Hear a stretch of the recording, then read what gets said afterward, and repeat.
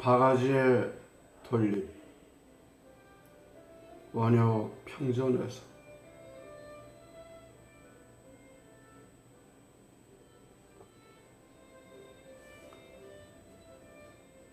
신라 문무왕 16년 670년 당나라의 세력을 물리치고 삼국 통일을 마무리했다. 고구려와 백제의 백성들은 날로 미움과 불신의 회오리가 휘몰아쳤다. 하지만 왕실이나 귀족 중심의 불교는 저들만의 행복을 추구하고 자신들만의 세력과 믿음을 넓혀 갔었다. 민초들의 아픔에 대해서는 관심이 무관심이었다. 이런 귀족 불교로서는 상처받은 사람들의 마음을 추스를 수가 없다. 원효는 신앙인으로 왕실의 사위로 이를 도구만 볼 수가 없었다. 그가 광대나 거질 속으로 들어가 노래하고 춤을 추며 부처님 앞에서는 모두가 평등하다는 믿음과 희망을 심어주려고 했다. 그런 세상을 꿈꾸고 있었다. 그게 바로 무의 춤이고 무의 가였다.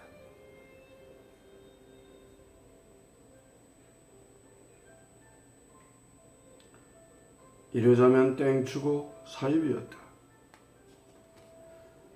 특히 귀족 출신의 스님들이 보기에는 눈의 가시였다. 황룡사의 법회가 끝난 뒤에 절 운영을 위한 고승들의 차회가 열렸다. 당초문의가 아로새겨진 찻잔을 들면서 부주지 스님이 말문을 연다.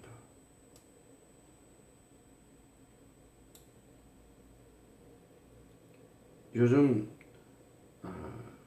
소송로사 원효는 바가지로 차를 돌려가면서 마신다죠. 무슨 맛으로 거참 이상한 짓거리야 짓거리. 바가지로도 밥을 먹고 물도 마시고 일석삼조네요. 한바탕 웃음소리가 들렸다. 원효의 마음속에는 민초들의 아픔과 원망의 소리밖에는 들리지 않았다. 어떻게 하면 중국 불교의 종속이 되지 않는가? 그러려면 부처님 앞에 모두가 평등하다는 진리를 온몸으로 몸소 보여주어야만 했다. 손에 든 것이라곤 바가지 하나이니 밥을 먹을 때, 술을 마실 때, 차를 마실 때에도 바가지 하나로 사람들과 함께 자리를 해야 한다. 어두운 밥을 나누어 먹고 차를 마실 시간이 되었던 것이다. 원효는 바람 속에 남아있던 몇 봉지의 차를 따려서 어느 정도 식힌 뒤에 바가지를 돌려가며 마시라고 했다. 바가지 돌림차였던 것이다. 차를 마시면 온몸에 피가 잘 돌아 몸이 따스해지고 병에 견디는 힘이 강해지는 법이지. 자, 어서들 차를 돌려가며 마셔봅시다. 자신이 한 모금 하고는 고집애들에게 아주 조금씩 마시라고 바가지를 돌려준다.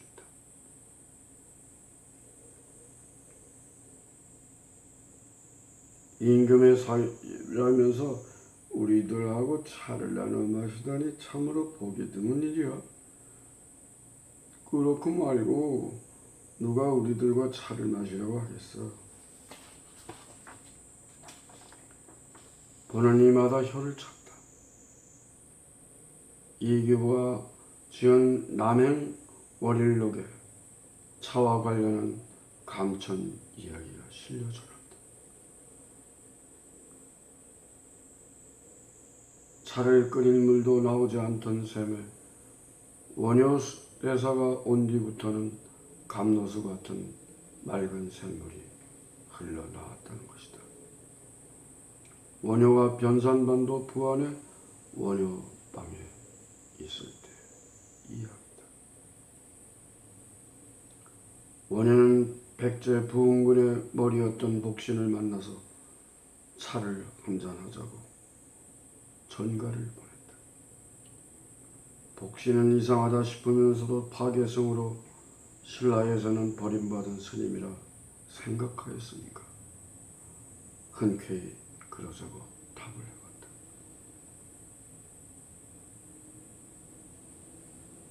스님이 무슨 차를 다니셨기에 소장까지 기억해 주셨네요. 인사가 늦었습니다. 바람에 밀리는 구름처럼 떠도는 사람이요. 붉은 바위로 들어오면서 언젠가 장군과 만나고 싶었습니다. 이렇게 틈을 내주시니 정말 고맙소. 장정들도 오르내리기가 어려운데 스님께서 연세도 있으신데 산다는 게 본디 고행이잖아요. 장군도 볼 겸 해서 왔어요. 그러잖아도 스님을 뵈면 여쭤보고 싶었습니다. 거칠 것 없는 무해정신으로 노래와 춤도 추면서 함께 어울리는 화쟁을 하며 살아야 한다고 하셨다면서요. 그렇습니다. 스님들도 귀족들이나 왕족들처럼 자신들만의 신앙으로 결사를 하면서 화쟁을 하자는 것이 옳은가요? 그래서는 같은 민족끼리 평화롭게 살아갈 수가 없지요. 그럼 어떻게 해야 평화를 찾을 수가 있을까요? 진실 앞에는 너와 내가 따로 없듯이 거칠 것 없는 마음과 행실로 화쟁을 해야 합니다. 절 보고 백제 부흥운동을 하지 말라는 말씀이네요. 꽃이 필 때가 있고 질 때가 있지 않습니까? 지금은 열매를 맺을 때지 싸움을 할 때가 아닌가 합니다. 알겠습니다. 지휘관 모임에서 의논해서 결정을 해서 연락을 드리도록 하겠습니다. 며칠이 지났으나 복신으로부터는 아무런 기별이 없었다. 곧 단오절이라고 그네를 뛰는 사람 쑥독으로 오가는 명절 쇠기에 하루해가 저물어 갔다. 해질녘에 히잉거리는 말소리가 들려오니 한참 있다가 한 병사가 원효방을 향하여 들어왔다. 대사님, 돌아오는 5월 보름날에 저희 복신 장군께서 대사님을 찾아뵙는다고 하십니다.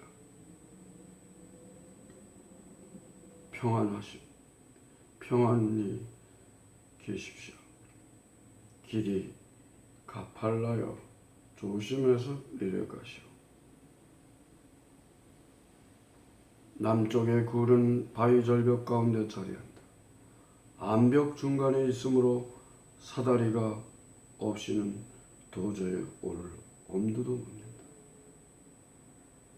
굴의 크기는 6평 안팎. 석굴 바로 옆에 3평 정도의 하나의 석굴이 있다. 석굴 가운데 가장 풍광이 뛰어나고 하루 내내 햇볕을 받을 수 있는 여기가 바로 원효방이다.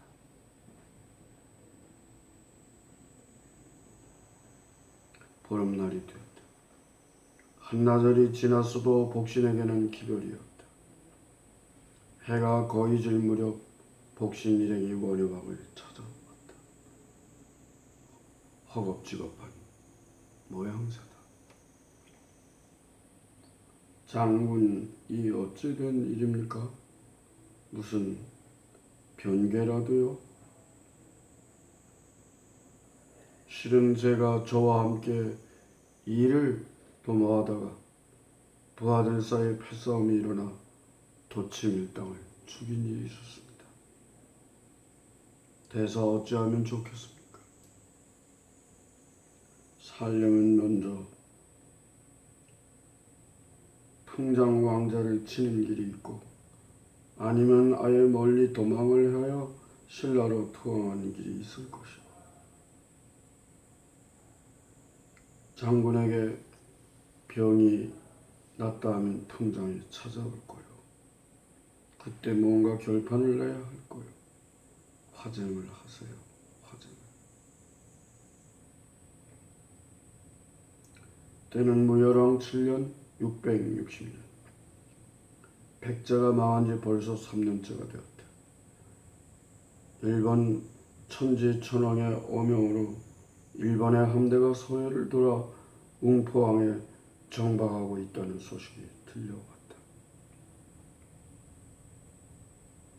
전운이 감돌았다. 날로 강해져가는 백제 부흥군 사이에 패거리 싸움으로 이미 골이 깊어질 대로 깊어졌다.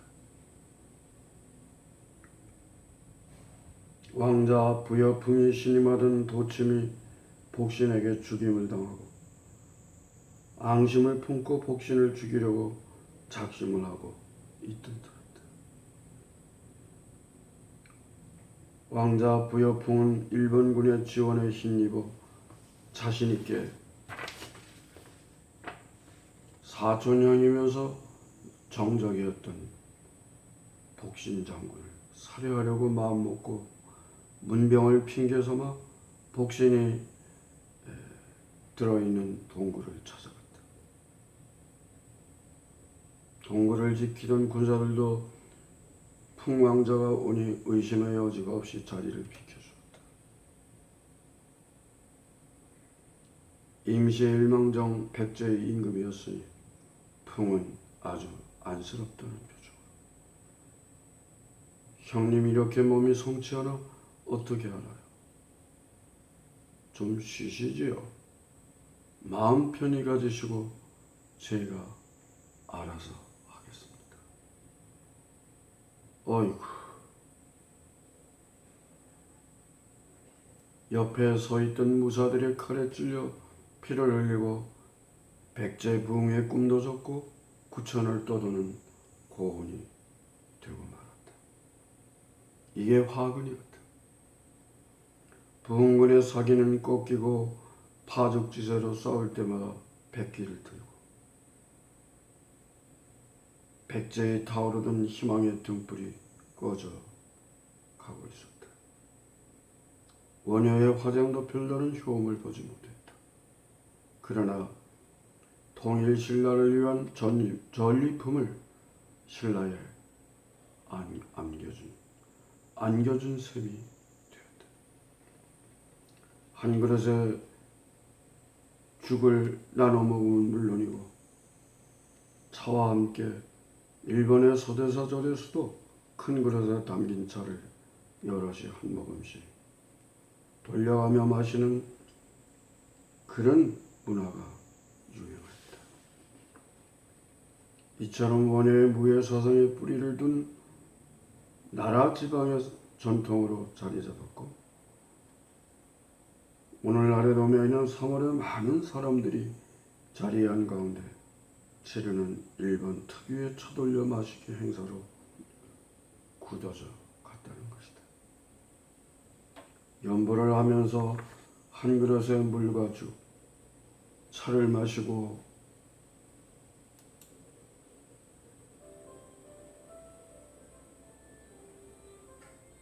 밥을 먹고 여러 사람들이 돌아가며 나누는 이러한 새로운 문화는 당시 일본 사람들에게는 전혀 새로운 문화였다.